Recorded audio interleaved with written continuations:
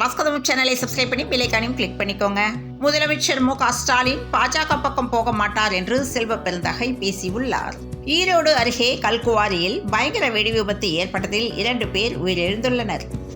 சென்னை மண்டலம் சார்ந்த பொதுப்பணித்துறை பணிகளை அமைச்சர் ஏவா வேலு ஆய்வு மேற்கொண்டார்.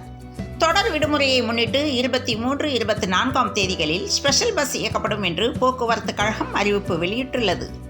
சென்னையில் மின்வாரிய பராமரிப்பு பணிகள் காரணமாக நாளை அடையாறு, அஸ்தினாபுரம், மடிப்பாக்கம், அம்பத்தூர், அத்திப்பட்டு, சோத்து பெரும்பேடு ஆகிய பகுதிகளில் காலை 9 முதல் பிற்பகல் 2 மணி வரை மின் விநியோகம் நிறுத்தப்படும் என்ற தகவல் வெளியாகியுள்ளது. கள்ளர் பள்ளி விவகாரத்தில் திமுக அரசை கண்டித்து அதிமுக உண்ணாவிரத போராட்டம் அறிவிப்பு வெளியிட்டுள்ளது.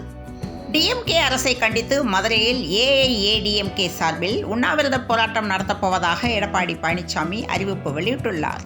தேவையில்லாமல் குண்டர் சட்டம் இழப்பீடு வழங்க உத்தரவிடலாமா என்று தமிழக அரசுக்கு ஐகோர்ட் கேள்வி எழுப்பியுள்ளது.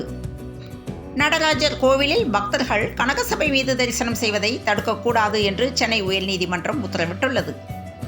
நேரடி நியமன முறையை திரும்ப பெற்றது சமூக நீதிக்கு கிடைத்த வெற்றி என்று மு க ஸ்டாலின் பேசியுள்ளார். மத்திய அரசில் இணை செயலாளர்கள் நிலையிலான நேரடி நியமனங்கள் ரத்து செய்யப்பட்டது வரவேற்கத்தக்கது என்று ராமதாஸ் தெரிவித்துள்ளார்.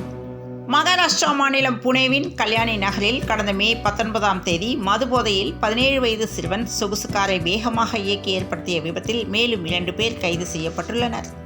தஞ்சாவூரில் உடல் நலக்குறைவால் உயிரிழந்த நண்பனின் குடும்பத்திற்கு ஓடோடி வந்து உதவிய பள்ளிக்கால நண்பர்களின் செயல் நிகழ்ச்சியை ஏற்படுத்தியுள்ளது. கலைஞர் நாணயம் காரணமாக காழ்ப்புணர்ச்சியில் பேசும் பழனிசாமி என்று அமைச்சர் துரைமுருகன் பதிலடி கொடுத்துள்ளார். வலைத்தளவாசிகளின் சேட்டை மனநலம் பாதித்தவரை குரங்கு போல் மாற்றியதாக திசை திருப்பிவிட்டனர். விமான பயணிகளிடம் நாளை முதல் குரங்கம்மை பரிசோதனை செய்யப்படும் என்று அமைச்சர் மா சுப்பிரமணியன் தெரிவித்துள்ளார். தமிழகத்தில் திமுக பாஜக இடையே தொடர்ந்து மோதல் ஏற்பட்டு வந்த நிலையில் கடந்த ஒரு சில வாரங்களாக இருதரப்பும் நட்பு பாராட்டி வருகிறது. இதன் காரணமாக திமுக தனது கூட்டணியில் காங்கிரசுக்கு பதிலாக பாஜகவை இணைக்கப் போகிறதா என்ற கேள்வி எழும்பியுள்ளது. ரூபாய் 36,738 கோடியில் தூத்துக்குடியில் சிங்கப்பூர் ஆலையை நாளை முதலமைச்சர் மு க ஸ்டாலின் அடிக்கல் நாட்டுகிறார். தமிழில் பெயர் பலகை வைக்க நடவடிக்கை எடுக்காத அதிகாரிகள் மீது நீதிமன்ற அவமதிப்பு நடவடிக்கை எடுக்க கோரி மதுரை ஐகோர்ட் கிளையில் ஒருவர் மனு தாக்கல் செய்திருந்த நிலையில் கடைகளில் தமிழ் பெயர் பலகை வைக்காவிட்டால் என்று தமிழக அரசு எச்சரிக்கை விடுத்துள்ளது. 3 துறைகள் 2000க்கும் மேற்பட்டோருக்கு ஒரே நாளில் பணி நியமன ஆணைகளை முதலமைச்சர் மு க ஸ்டாலின் வழங்கினார். அனுமதியின்றி முகாம் நடத்தினால் கடும் நடவடிக்கை எடுக்கப்படும் என்று தனியார் பள்ளிகள் இயக்குநரகம் எச்சரிக்கை விடுத்துள்ளது. ஆதரவற்ற பெண் குழந்தைகளுக்கான தமிழக அரசின் திட்டம் உயர்நீதிமன்ற மதுரை கிளை பாராட்டு தெரிவித்துள்ளது. முதல்வரின் தனி செயலாளர்கள் மாற்றம் செய்யப்பட்டுள்ளதாக தமிழக அரசு தெரிவித்துள்ளது.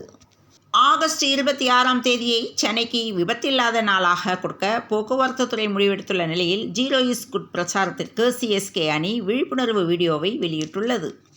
நியாயமான முறையில் பதவி உயர்வு வழங்க வேண்டும் என்று மத்திய அரசுக்கு ஸ்டாலின் வலியுறுத்தியுள்ளார்.